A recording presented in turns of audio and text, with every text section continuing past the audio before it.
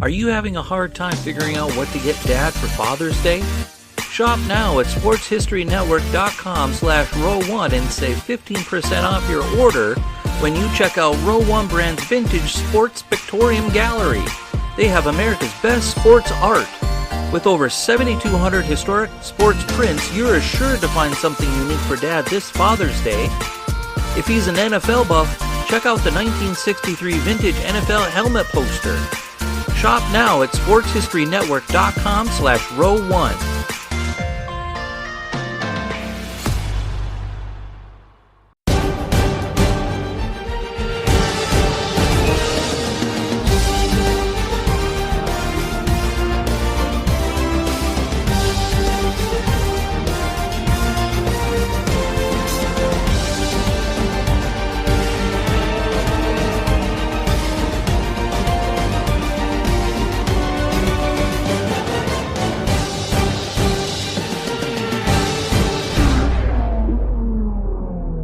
Hello once again, sports fans, and welcome to another edition of the Historically Speaking Sports Podcast. I'm Dana Augusta, your host, and once again, we're here to examine the most notable sports moments 1 week at a time. And in this week's show, two of the greatest boxing rivalries ever to take place have two key bouts taking place in them, and also a long-standing NFL franchise moves to another city, and an NFL superstar reaches a championship in the ring. But to start things off will be this week's main event.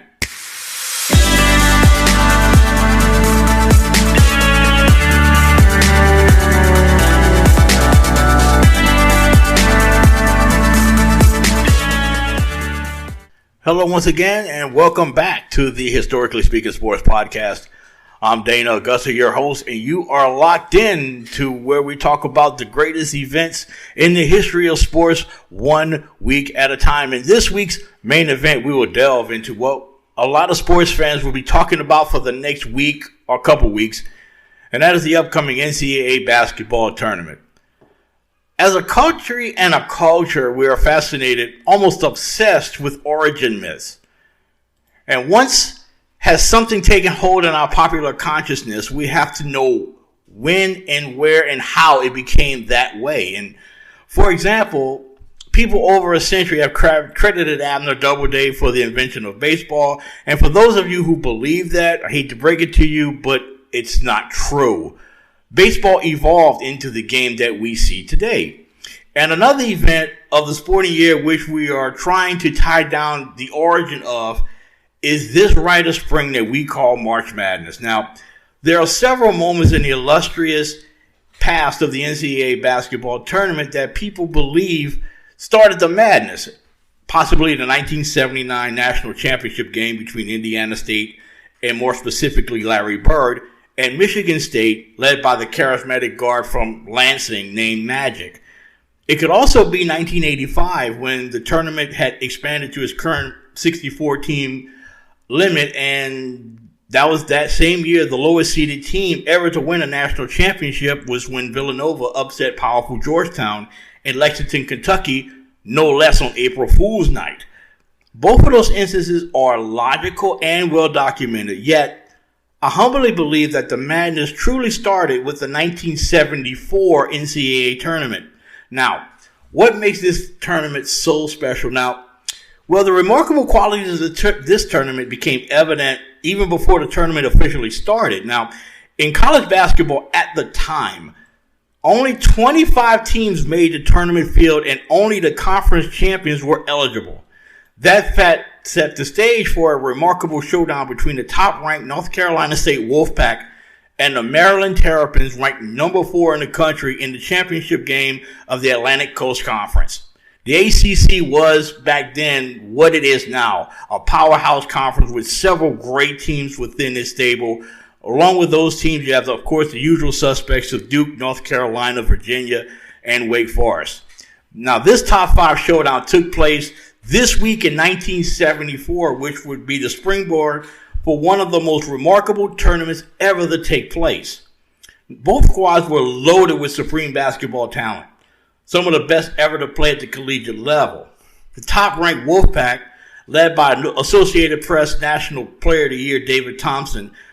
And also joining Thompson was the slick but diminutive point guard named Monty Towell, standing 5'6" tall. However, on the other end of the spectrum was a towering center, Tom Burleson, for the Wolfpack, standing at a remarkable 7'4" tall. Burleson was the anchor of a team that held down the number one ranking since 7-time defending NCAA champ UCLA inexplicably lost back-to-back games earlier that year to Oregon and Oregon State. North Carolina State was coached by the very excitable yet brilliant Norm Sloan, who was looking to lead his alma mater to their second consecutive ACC championship. Standing in the way of the Wolfpack, however, in Greensboro were the Terrapins, who was loaded in their own right and had featured 6 future NBA draft picks. That included the combo guard named John Lucas, who was also a pro tennis player, and 2 low-post players that were the best in the nation. At power forward was New York City high school legend Lynn Elmore, who Sports Illustrated earlier that year tabbed the next Lou Alcindor. And at center was another towering figure in Tom Burleson. Also standing over 7 feet tall, McMillan was the starting center for the Olympic basketball team in 1972 and was the key linchpin for Maryland and head coach Lefty Driesell. Now, both teams breezed through the early rounds of the ACC tournament and met in the title game at the Coliseum in Greensboro, and ironically, which would have been that year's site of the Final Four. Both teams had battled for 40 minutes, and the game ended in a tie after regulation. In overtime, the Wolfpack leaned on the inside presence of Burleson, who propelled North Carolina State to a 103-100 win over Maryland, claiming their second straight ACC title. Maryland had finished the regular season as the number 4 ranked team in the country, yet they didn't qualify for the NCAA tournament because, as I said, teams were eligible for the tournament only if they won their conference tournament. So with that in mind, many college basketball sports writers and experts consider the 1974 Maryland Terrapin basketball team as the greatest team ever not to participate in the tournament.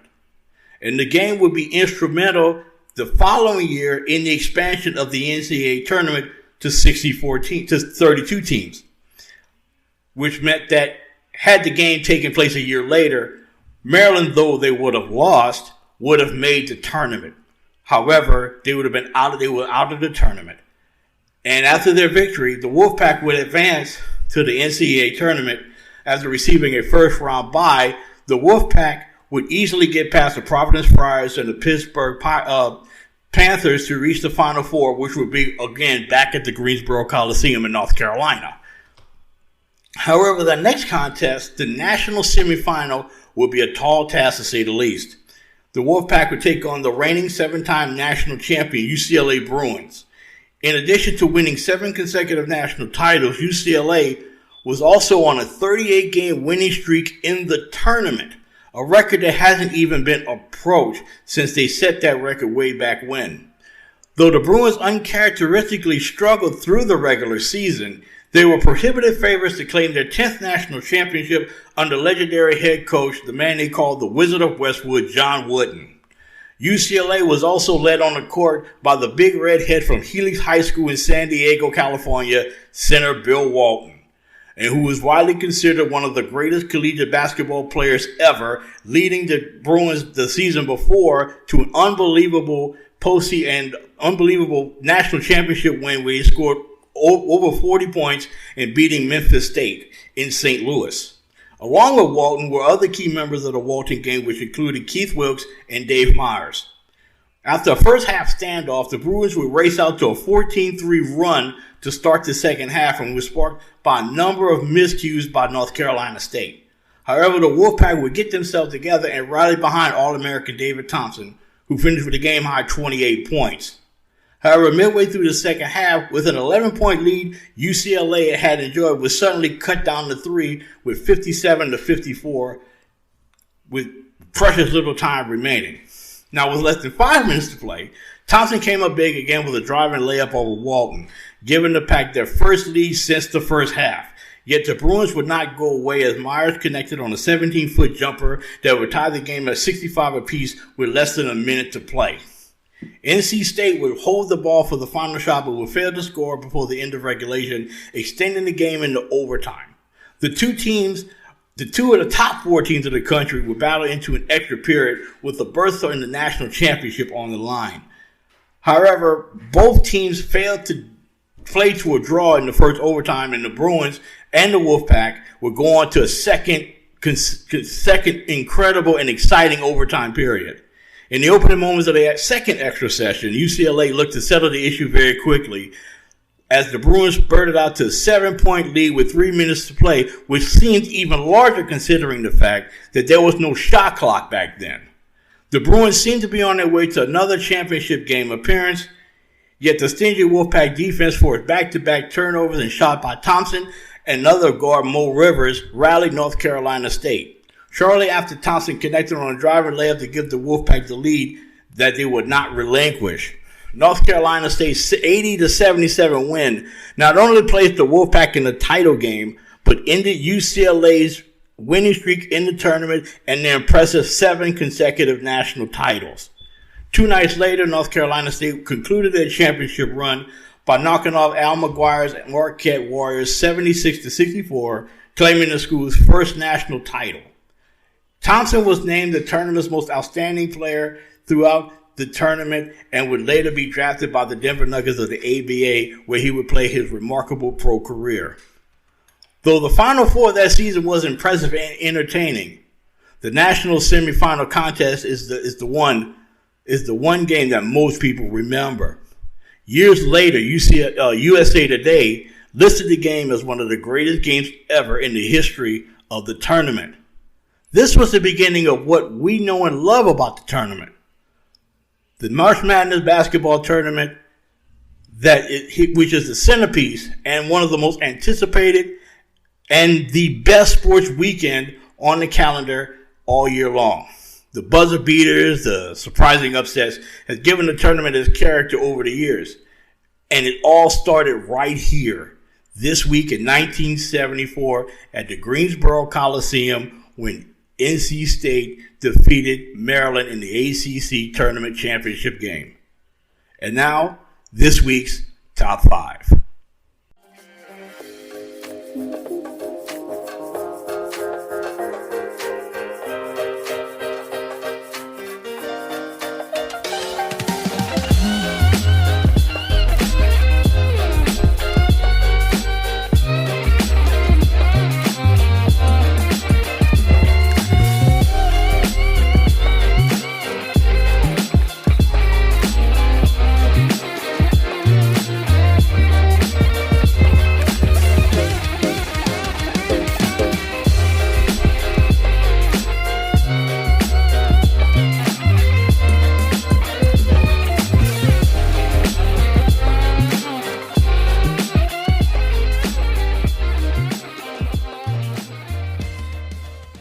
Hello once again, and thank you for joining us here at the Historically Speaking Sports Podcast, which right now we are one of many great podcasts here at the Sports History Network, and one of the new ones that has come aboard here at SHN, I like to call, is What Was the Score by Jeremy Furness, which proves that this network is going worldwide. His show, based in jolly old England, talks about a variety of sports topics from a British point of view. So check him out because he includes a lot of British basketball and he talks about sports history theory and other notable events. Once again, that's the podcast, What Was the Score? And you can only find that podcast right here exclusively on the Sports History Network. And right now, we're heading headlong into this week's Top 5.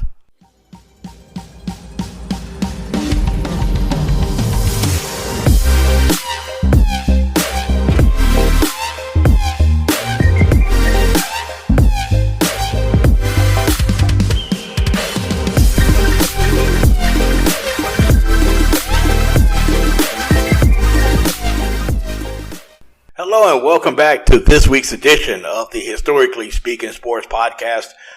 I'm your host, Dana Augusta, and right now we're going to delve and dive headlong into this week's Top 5. And we're going to start off with number 5, and that is 1960, when the Chicago Cardinals moved out of Chicago and set up their nest in St. Louis, Missouri. Now, the Cardinals had been one of the charter franchises of the National Football League beginning in 1920, but they had been a franchise starting out in 1898, starting out playing games at Morgan Park in Chicago, and eventually moved on from there. And if you want to get some more in-depth history of the Chicago Cardinals, I suggest you check out Joe Ziemba's podcast called When Football Was Football. And he goes really, really deep down into the history of the Chicago Cardinals. So check him out whenever you get a chance. And he's also a member of this fine group called the Sports History Network. But more along those lines,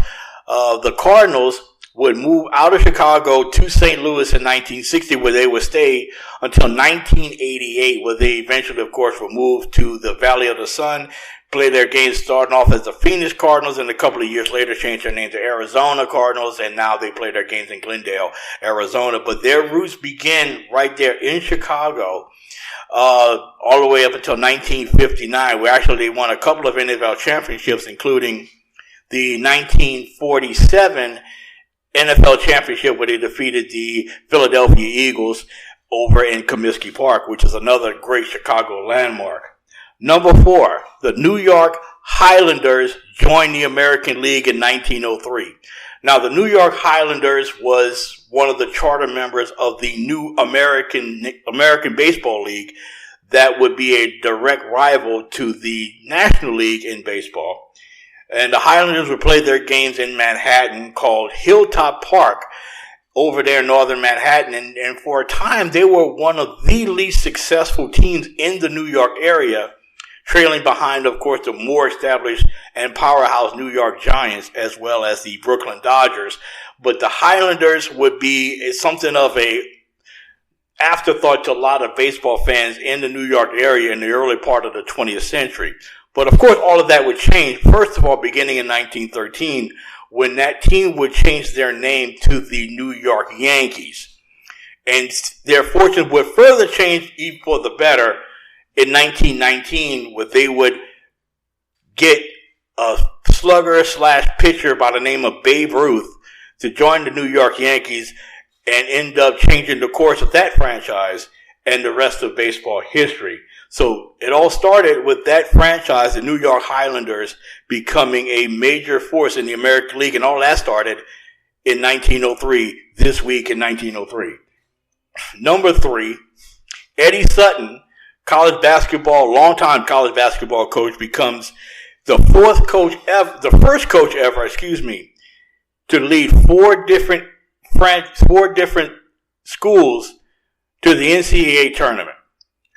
His long storied career began at Creighton University, where he would lead the Blue Jays to the tournament and follow that off, going off to Fayetteville, Arkansas, and leading the Razorbacks to a tournament, and then later on going to Lexington, Kentucky, where he took over from Joe B. Hall as head coach in Lexington and leading that prestigious Blue Blood program to the tournament. Eddie Sutton, this week in 1991, became the first coach ever to lead 4 different schools to the NCAA tournament, this time in 1991, leading the Oklahoma State Cowboys, where he coached there for a number of years and had a lot of great success there and over there in Cowboy land.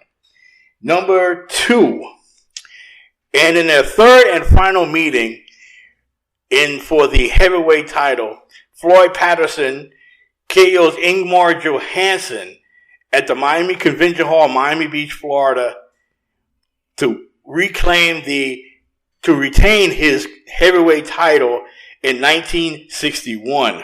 Floyd Patterson and Ingmar Johansson, this was their third fight in 3 years. And this was back in the days of boxing, when you would have like a major fight every few months. But this was a major fight between 2 major great heavyweights. Ingmar Johansson in 1959 had KO'd Floyd Patterson to win the heavyweight title, and he became the first Swede ever to win the heavyweight title by beating Patterson. A year later, Patterson would get the heavyweight title back by KO'ing Johansson in the third round. But this time in Miami Beach in 1961, this week in 1961, Johansson was no match for Patterson as Patterson knocked him out in the sixth round to claim the heavyweight title, which he would keep for a long period of time. That was the number two event this week in sports history. And this took place back in 1961. And number one, 10 years later, 50 years ago this past week, more specifically, March 8th, 1971, would be the first meeting of perhaps one of the greatest rivalries in all of boxing. Whenever you hear the term or the name Ali versus Frazier, it brings back great boxing memories when boxing was pretty much in its heyday. But March 8th, 1971 was the first meeting between Muhammad Ali and Joe Frazier, and one of the most hyped fights ever in the history of the sport.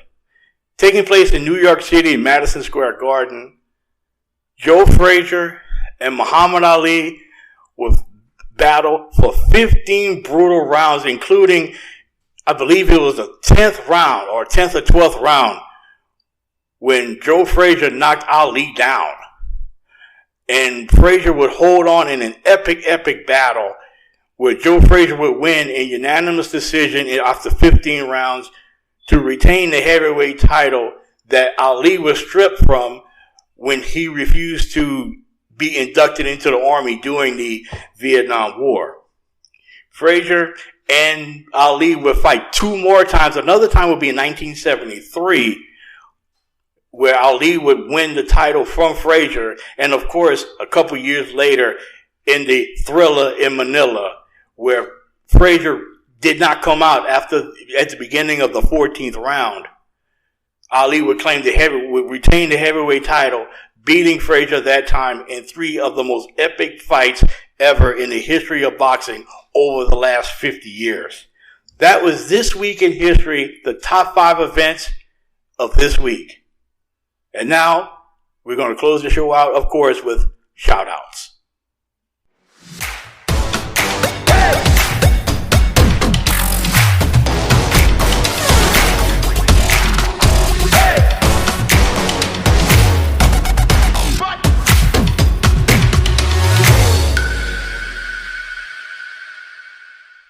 Hello and welcome back for the third and final segment of this week's Historically Speaking Sports Podcast. So right now we're going to be doing some shout outs, and this week's shout out goes to Chicago Bears Hall of Famer Bronco Nagurski. This week in 1941, Bronco Nagurski, of course known as one of the biggest and one of the most talented players in NFL history, as well as one of the strongest, on this date was crowned the pro wrestling champion, beating Ray Steele in Minnesota to claim that title. And that kind of opened the door for a lot of ex-NFL players or current NFL players to try their hand in the square circle. And we're going to talk about just a few of those because there have been a long list of great NFL players that became pro wrestlers during and after their pro careers ended. One of the first ones right after Nagurski was a man by the name of Vern Gagne, who was a very well-known wrestler after his playing career, but a lot of people don't realize that he played a number of years in the National Football League, more specifically for the Green Bay Packers and the Chicago Bears during the 1940s and early 1950s. Heading up into the 1960s, there was two very notable wrestlers, especially during my generation, who were part of the American Football League. First of which was a man by the name of Edward McDaniel. And he played he actually won a championship with the Houston Oilers in 1960, but he ended up playing with the Denver Broncos, the Miami Dolphins, and the New York Jets. But wrestling fans will remember Edward McDaniel as Wahoo McDaniel. And he is notable in pro football history for being the only person ever to have his nickname on the back of his jersey rather than his last name. You know how most people would have their last name on the back of their jersey? No, he would have Wahoo on the back of his jersey, which added a little bit more to the AFL's, image of being a little bit out there, a little bit more pushing the envelope, so to speak, during the 1960s. During that same time, there was also another big defensive tackle who was a star of the San Diego Chargers, as well as the Houston Oilers and the Kansas City Chiefs, a man by the name of Ernie Ladd, who I grew up watching as a kid growing up in Louisiana, watching Mid-South Wrestling. And Ernie Ladd was a member of those teams, but when he came into pro wrestling, he was known as the Big Cat. Big Cat Ernie Ladd was a phenomenal athlete when he was with the Chargers, but as a wrestler, he was both loved and hated as being a heel of all heels doing his time in wrestling during the 60s, 70s, and early 80s. To round it off, we got Lex Luger, who came into the league known as Lawrence Full. He played for the Packers in the early 1980s. He played all 16 games during the 1981 regular season, part of the 1982 season, but he was out of the league by 1983. And Bill Goldberg, who a lot of the newer fans of pro wrestling would recognize. He played for the Rams, the Falcons, and the Panthers during his playing career. And not to mention another wrestler who I remember very fondly during the time I did watch wrestling when I was a teenager growing up in Louisiana was, of course, Hacksaw Jim Duggan, who was a member of the Atlanta Falcons, but was plagued with lingering knee injuries, so his career was cut short with the Atlanta Falcons. So that would be this week's shout-outs, talking about the great pro wrestlers who had their start in the National Football League. And it all leads all the way back to Bronco Nagurski this week in 1941. And that will conclude this week's shout-outs and also this week's episode of the Historically Speaking Sports Podcast. Once again, I'm Dana Augusta, your host. Thank you for joining us, and come on back next week for another edition of the Historically Speaking Sports Podcast. And don't forget to hit that subscribe button to let you know some more content that may be coming your way in the upcoming days and weeks. So until next time, you all guys have a great week. So long, and see you next time.